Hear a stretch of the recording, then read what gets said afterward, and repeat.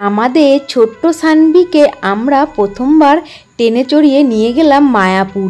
এটা ছিল সানভির জন্মের পর প্রথমবার ঘোরার ট্যুর। এই ট্যুরটাকে সানভি কিভাবে নেবে সেটা দেখার জন্যই আমরা ওকে নিয়ে বেরিয়ে পড়লাম। মর্নিং, সকাল সকাল আমরা বেরিয়ে গেছি মায়াপুর যাব বলে। আর সোনা মাম্মাম প্রথমবার ট্রেনে চড়বে। পাপা আগের ট্রেনটা, তাহলে চলো আগের ট্রেনটাই চলো। তো চলো, এখান থেকে আমরা যাবো বনগাঁ, বনগাঁ থেকে এক ট্রেনে আমরা যাবো কৃষ্ণনগর, সেখান থেকে টোটো বা অটো ভাড়া করে যাবো মায়াপুর। এই মাম্মাম তাকিয়ে আছে ক্যামেরার দিকে। আর সবাই মিলে যাচ্ছি, আমাদের ওই বাড়ি মা, বাবা, দিদি, অশ্মি সবাই মিলে যাচ্ছি। আমরা প্ল্যাটফর্মে পৌঁছে দেখি আমাদের বাড়ির লোকজন সবাই চলে এসছে। আর সানভিকে পেয়ে তো সবাই প্রসাদের মতো কোলে নিচ্ছে।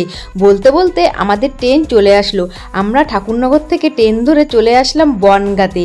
আমাদের ট্রেনটা দেখো কতটা ফাঁকা ছিল। আর সোনামা কিন্তু প্রথমবার ট্রেনে চড়ে যাচ্ছে আমাদের সাথে। আমাদের একটুখানি ভয়ও লাগছিল সোনামা কান্নাকাটি করবে কিনা। দেখলাম না, ও সুন্দর চুপচাপ বসে রয়েছে সবার সাথে। বনগাঁতে নেমে আমরা করে নেব হালকা কিছু খাওয়া দাওয়া, কারণ সকাল 6:30টায় সবাই বাড়ি থেকে বেরিয়েছে, সেরকম কিছুই কেউ খেয়ে আসেনি। বনগাঁতে নেমে প্রথমে আমরা খেয়ে নিলাম ঘরোয়া রুটি, আর তার সাথে ছিল আলু ভাজা আর তরকারি। সত্যি এই দোকানটার খাবার খুবই ভালো। জয় যখন প্রত্যেক দিন অফিসে যায় তখনই এই দোকান থেকে ঘরোয়া রুটি ও কিন্তু খায়। তারপর আমরা বনগাঁ থেকে রানাঘাটে ট্রেন ধরে চলে আসলাম রানাঘাট। আর সোনামা দেখো সবাইকে দেখছে, দেখে ভাবছে এত লোকজন কোথা থেকে আসলো, কিন্তু একটুও কান্নাকাটি করলো না। আমরা রানাঘাট থেকে ট্রেন ধরে কৃষ্ণনগরে নামলাম। কৃষ্ণনগর থেকে অটো ধরে আমরা আসলাম ঘাটে। আর আমাদের অটো ভাড়া নিয়েছিল 30 টাকা করে। আর কৃষ্ণনগর থেকে ঘাটে আসতে টাইম লেগেছে প্রায় আধা ঘন্টা। সোনামা কিন্তু রাস্তাতে মাঝে মাঝেই ঘুমিয়ে যাচ্ছে, আবার উঠেও পড়ছে। ওকে কিন্তু আমরা ট্রেনে বসেই খাইয়ে দিয়েছিলাম। এখন আমরা চলে আসলাম ঘাটে। আর এই ঘাট পেরোতে আমাদের নিয়েছিল মাত্র 3 টাকা। ভাই আর জয় এখান থেকে টিকিট কেটে নিয়েছে। আমরা কিন্তু রাস্তাঘাটে বেশি তাড়াহুড়ো করে হাঁটছিও না, কারণ আমাদের সাথে কিন্তু বাবা ছিল। বাবা কিন্তু বেশি একটা হাঁটতে পারে না। মা কিন্তু বাবাকে সবসময় ধরে ধরে ট্রেনে, বাসে, গাড়িতে কিন্তু উঠিয়ে দিচ্ছে। তো আমরা এখন নৌকোতে বসেছি। আর সোনামা দেখো দেখছে এই লোকটা কিভাবে ইঞ্জিনে স্টার্ট দিচ্ছে। আর ও কিন্তু চারোদিকে দেখছে, চারোদিকে সবুজ আর জলও, ভাবছে আমরা কোথায় যাচ্ছি। বলতে বলতে ঘাট পেরিয়ে আমরা পৌঁছে গেলাম শ্রী চৈতন্য মহাপ্রভুর জন্মস্থানে। বিবুড়ি আমরা কোথায় এসেছি মাম্মা?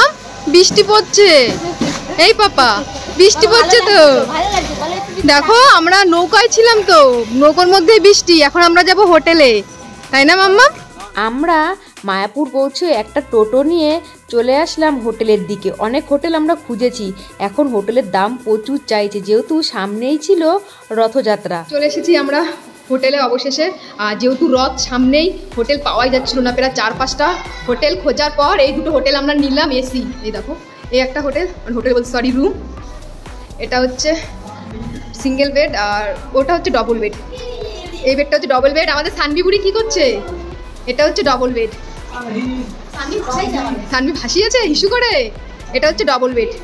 বাবা প্রচুর গরম, ওই কারণে এসি নিয়েছি। ভেবেছিলাম এসি নেবো না, ঠান্ডা রয়েছে, বাইরে বৃষ্টি হচ্ছে। এসি অনেকক্ষণ হয়েছে। তোমাদের রুমটা দেখিয়ে দিই। এই যে এখানে রয়েছে দুটো বেড, যেহেতু আমরা 8-9 জন এসছি। আর আমাদের সানভি এখানে ব্যায়াম করছে। আর দেখো রুমগুলো খুবই পরিষ্কার, এই কারণে নেওয়া। আর যেহেতু সামনে রথ, প্রচুর দাম হোটেলে। এটা হচ্ছে টয়লেট, টয়লেটটা দেখাচ্ছি তোমাদের। পরিষ্কার, দেখো খুব পরিষ্কার, কোমোড রয়েছে।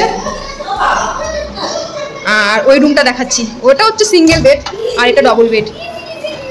দুটো চেয়ার রয়েছে, একটা টেবিল রয়েছে। ওই রুমটা যাচ্ছি তোমাদেরকে নিয়ে।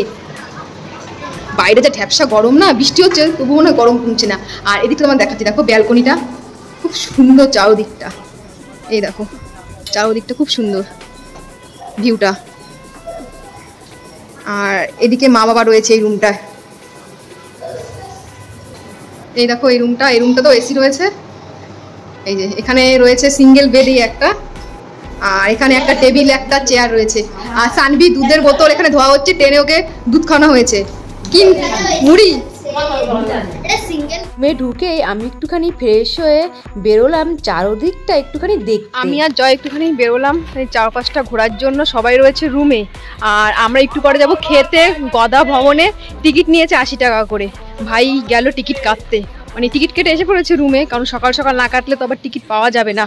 কি কি দেবে মেনু সব তো ভেজ, তোমাদেরকে শেয়ার করব।